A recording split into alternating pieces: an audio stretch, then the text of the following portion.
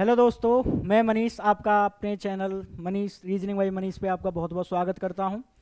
तो आज आपके लिए क्लास कैलेंडर की सबसे पहली क्लास है। बहुत ही अच्छी क्लास है, ठीक है। ढंग से समझेंगे क्लास को, क्या है क्लास में, कितना अच्छे से कॉन्सेप्ट बताएंगे, ठीक है। ध्यान से देखेंगे एक बार। कैलेंडर है आपका, टॉपिक का नाम कैलेंडर।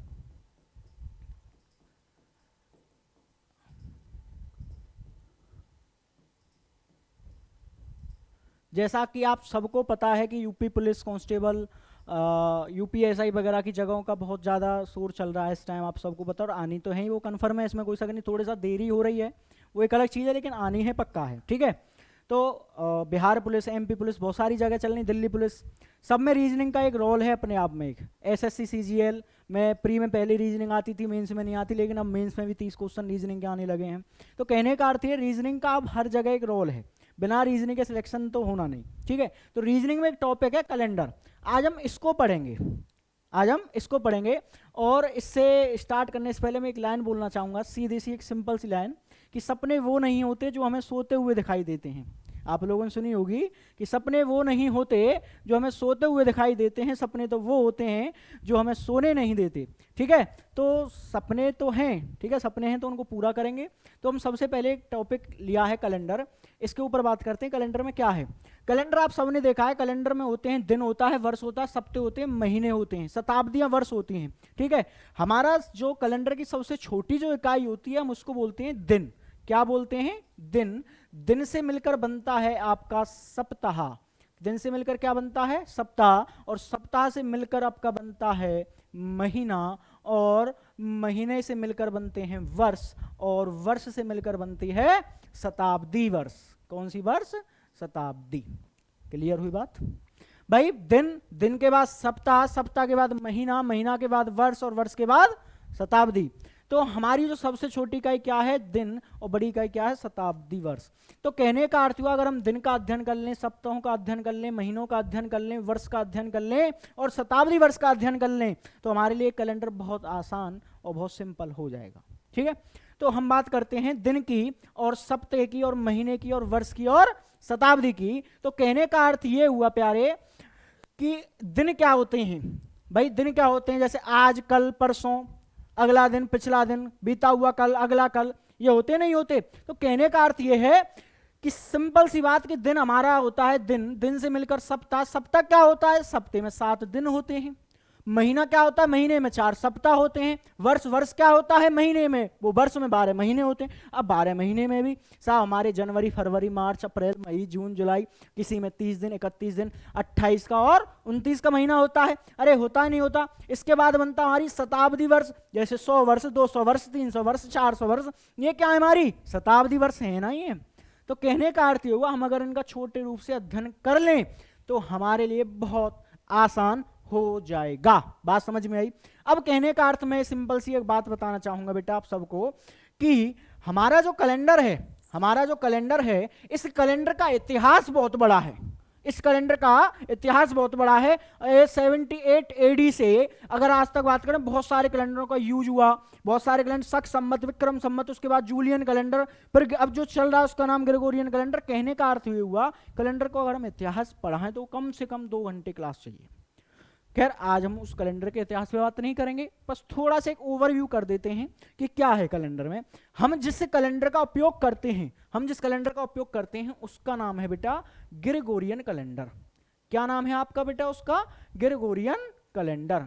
क्या नाम है? Gregorian calendar. Gregorian calendar. हमारा ये जो ग्रेगोरियन कैलेंडर है, ग्रेगोरियन जो कैलेंडर है आपका, हम इसकी जो जनवरी, फरवरी, मार्च होते हैं, इसी का तो नाम ग्रेगोरियन कैलेंडर है। हम इसी को तो उपयोग करते हैं। अच्छा, ये तो हम उपयोग करते हैं। अच्छा, इसकी खोज किसने करी साहब? इसकी रिसर्च किसने की? इसकी रिसर्च जो बेटा आपकी की रोम के 13वें पॉप ग्रेगरी ने।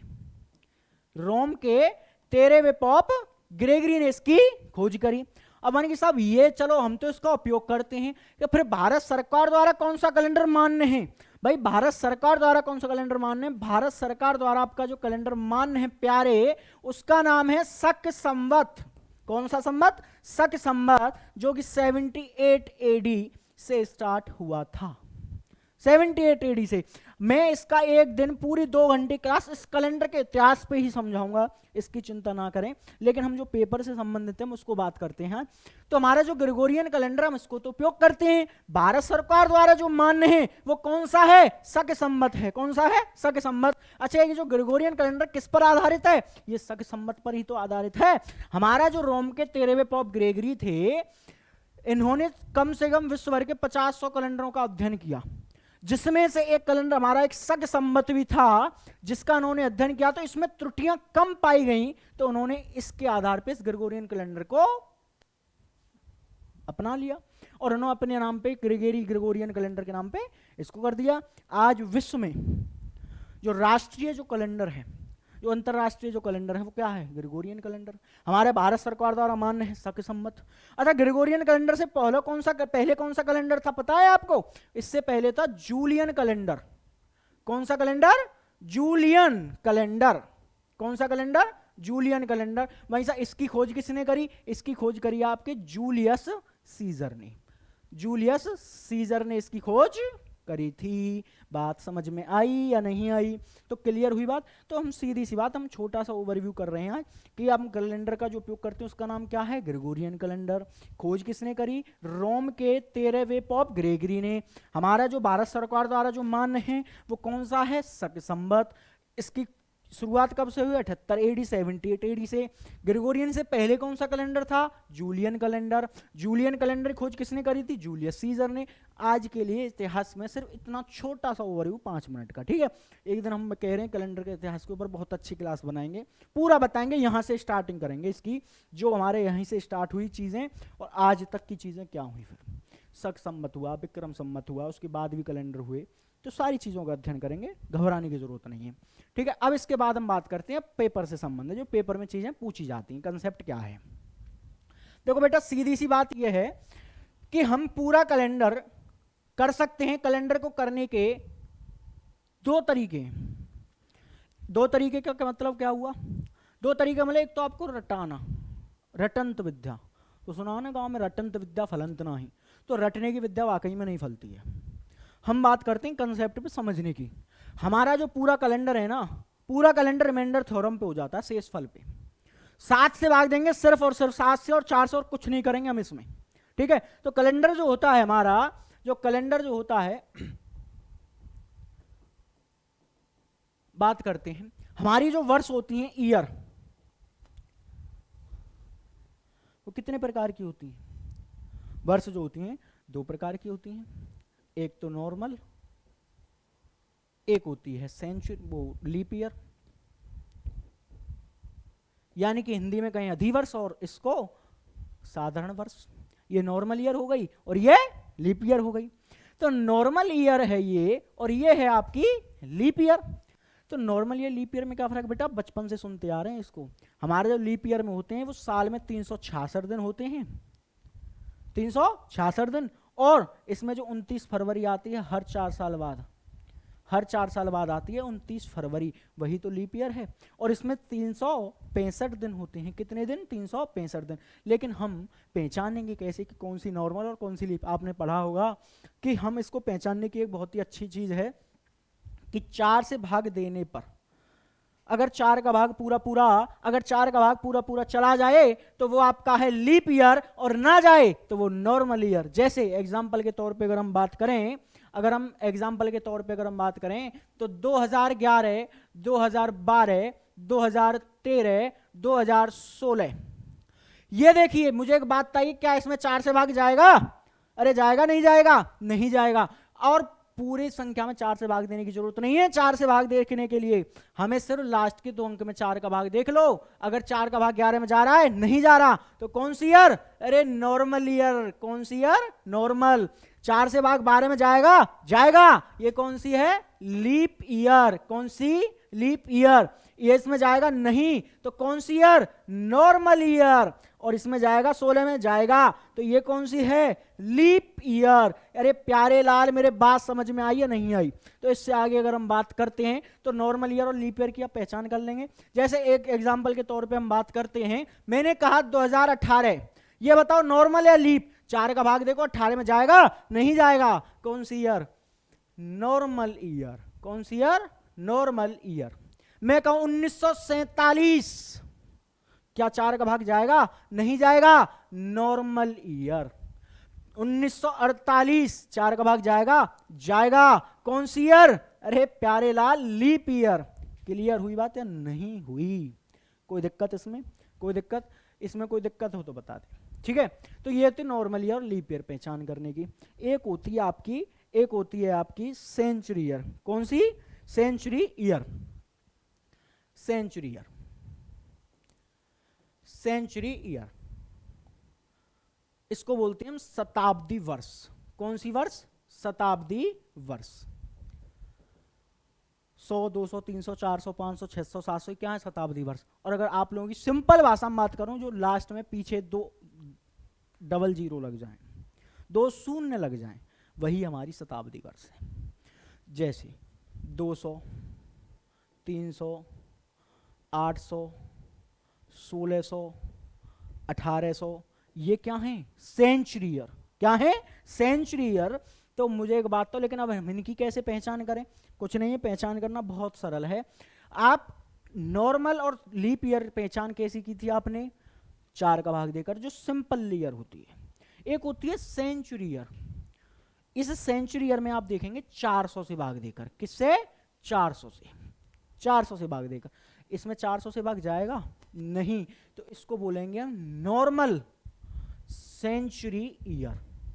Normal century year. 400 का 300 में जाएगा? नहीं, नॉर्मल सेंचुरी ईयर। 400 का जाएगा? जाएगा। कौन सी है? Leap century year. क्या इसमें जाएगा? जाएगा। ये कौन सी है? Leap century year. अरे 400 का प्यारे, इसमें जाएगा? अरे जाएगा? नहीं जाएगा।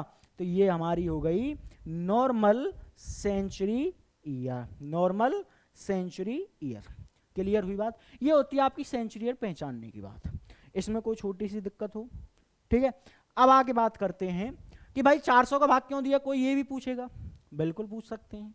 400 का भाग, इसका भी एक छोटा सा मैं बता देता हूँ ओवरव्यू। हमारा जो ग्रेगोरियन कैलेंडर होता है, इसकी एक खासियत होती है कि यार 400 साल बाद ही कैलेंडर रिपीट होता है।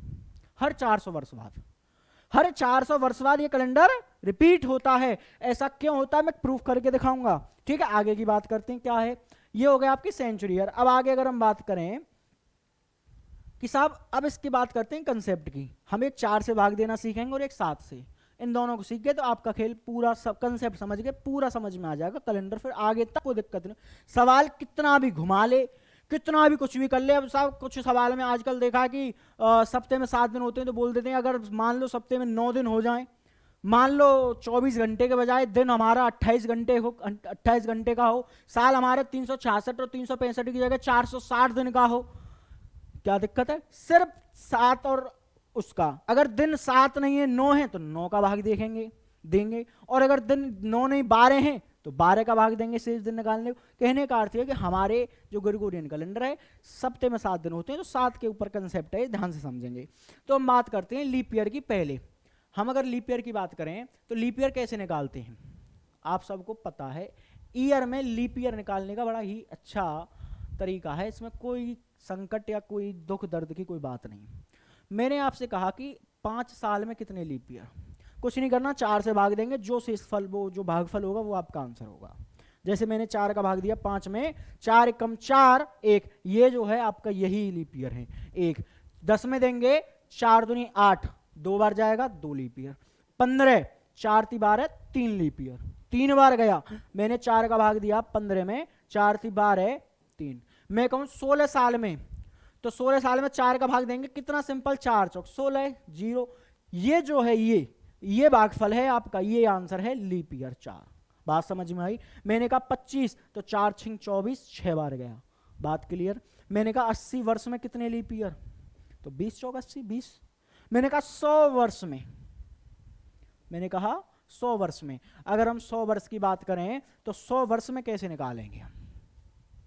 तो भाई गुरुजी आपने तो कहा 100 में 4 का भाग दो, आंसर आपका आ गया 25 लीप ईयर। लेकिन नहीं, हमारा ये 100वीं जो वर्ष है, 100वीं, ये हमारी सेंचुरी ईयर है। अब सेंचुरी ईयर में हम किससे भाग देकर देखते हैं? 400 से। क्या 400 से 100 में भाग जाएगा? अरे 400 का 100 में भाग जाएगा? नहीं जाएगा। तो हमारी ये कौन सी है? Normal century year. तो हम 100वीं वर्ष यानी कि 1 वर्ष घटा देंगे तो कितने ईयर? 24। अरे 100 वर्ष में कितने हो गए? 24। मैं कहूं 200 वर्ष में, तो 200 वर्ष में आप 4 का भाग देंगे तो कितनी बार जाएगा? 50 बार जाएगा। लेकिन इसमें 100 1 और 200 2, तो हमारी 2 ईयर ऐसी हैं जो कि नॉर्मल हैं। तो 200 वर्ष में कितने हो गए? 200 वर्ष में कितने हो गए? 48। मैं कहूं 300 में 4 का भाग देंगे कितनी बार जाएगा? 75 बार। लेकिन 300 तक पहुंचते पहुंचते 100, 200 और 300, 3 ऐसी वो हैं। तो 75 माइनस 3 बराबर 72। मैं कहूं 400 में, तो 4 का भाग दिया कितनी बार गया? 100 बार गया। अरे गया नहीं गया? लेकिन 400 में 100, 200 और 300, 3 ही तो हैं ऐसी ईयर। तो 100 माइनस 3 बराबर 97। लेकिन हमारा 400 तो 400 से भाग चला जाएगा ना, 400 में 400 से भाग चला जाएगा तो हमारी कौन सी है? लीप सेंचुरी है। तो ये था हमारा लीप ईयर निकालने का। अब आप ऐसे भी कर सकते हैं, जैसे 100 वर्ष में 24, 200 वर्ष में तो 100 दूनी 200, तो 24 दूनी 48। मैं कहूं 300 वर्ष में तो 100 तिया 300, 24 तिया 72। मैं कहूं 400 वर्ष में तो 100 चौका 400, 24 चौका 96। लेकिन 400वीं जो वर्ष है वो हमारी कैसी है? लीप है। तो 96 प्लस 1 बराबर 97। अरे प्यारे बात समझे? नहीं समझे? तो 100 वर्ष में 24, 200 में 48, 300 में 72, 400 में 97। ये थी हमारी लीप ईयर निकालने का कंसेप्ट। क्लियर हुई बात? अब अगर हम बात करते हैं आगे की, अब हम सीखते हैं 7 का भाग देना। किसका? 7 का। तो 7 का भाग किस में देते हैं हम? 7 का भाग किस में और क्यों देते हैं? 7 का भाग देते हैं हम दिनों में। और क्यों देते हैं? शेष दिन निकालने के लिए।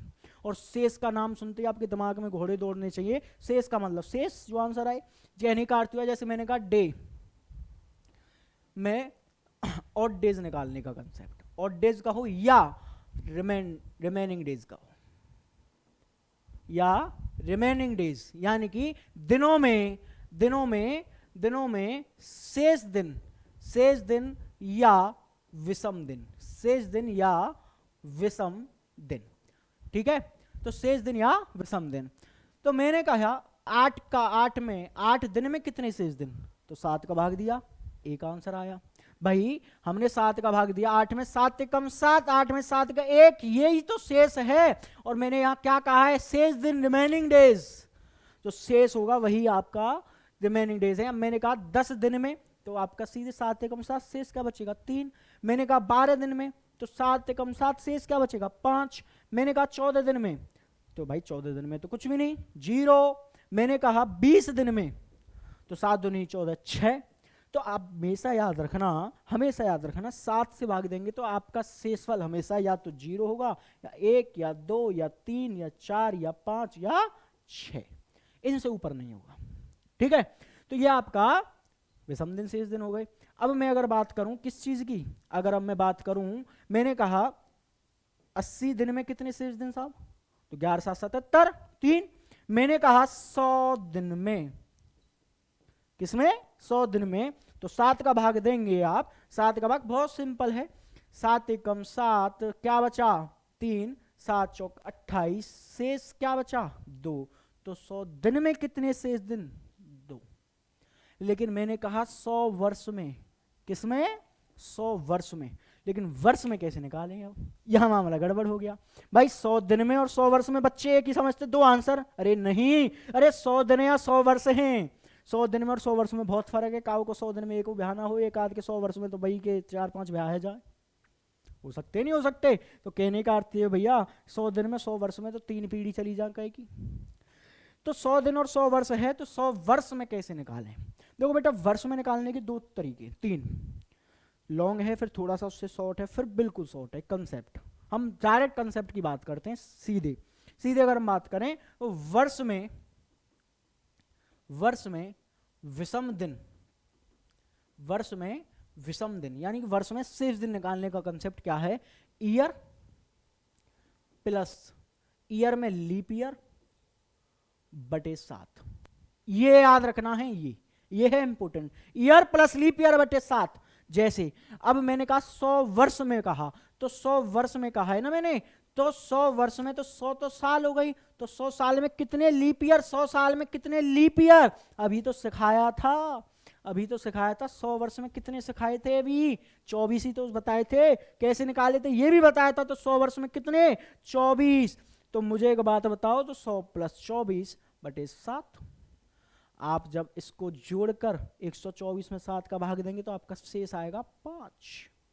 आप 200 में निकालें तो 200 प्लस 200 में लीप ईयर अभी तो सिखाया था, अरे इधर सिखाया था, 200 में कितने लीप ईयर, 48, तो 48 लीप ईयर बटे 7 कितने हो गए, 3। मैंने कहा 300 वर्ष में, तो ईयर 300 प्लस 72 अभी दिखाया था, ये देखो यहां पे, ये देखो 300 में 72 है या नहीं है। तो आगे की अगर हम बात करें तो 300 में 72, 7, इसमें देंगे 1। 400 की अगर हम बात करें तो 400 प्लस कितने लीप ईयर बताए थे, 97, नहीं याद, ये देखो बताया था। तो कहने का अर्थ ये हुआ कि 97 बटे 7 0। सीधी सी बात ये है कि इनको बेटा दिमाग में रखना, पूरा कैलेंडर 7 पर और इन पर ही हो जाएगा पूरा। 100 वर्ष में कितने, 5, 200 वर्ष में कितने, 3, 300 वर्ष में कितने, 1, और 400 वर्ष में कितने, 0। ये बात समझ में आई या नहीं आई, ये है हमारे शेष दिन वर्षों में। तो कहने का अर्थ ये हुआ कि पूरा हमारा एक कंसेप्ट ये था, 4 का भाग देना सिखाया, 7 का भाग देना सिखाया। मैं कह रहा हूं अगर इस कंसेप्ट को सीख गए तो 1% कैलेंडर का कोई टाइप हो, कोई सवाल हो, दिक्कत नहीं होगी, चाहे कितना भी घुमा ले, कितना भी फिरा ले। अब बात करते हैं करने की, कैसे करते हैं सवालों को, वो हम समझाएं। कंसेप्ट आज का समझ में आया है, नहीं आया, ठीक है, उम्मीद करता हूं बातें समझ में आई होंगी। कोई दिक्कत हो अगर तो आप कमेंट में बता सकते हैं कि साहब ये दिक्कत है सर, आप इस चीज़ में थोड़ा सा सुधार करें, तो हम उसको कोशिश करेंगे सुधारने की, और आगे की बात करते हैं अगली क्लास में। Thank you very much and take care, bye bye.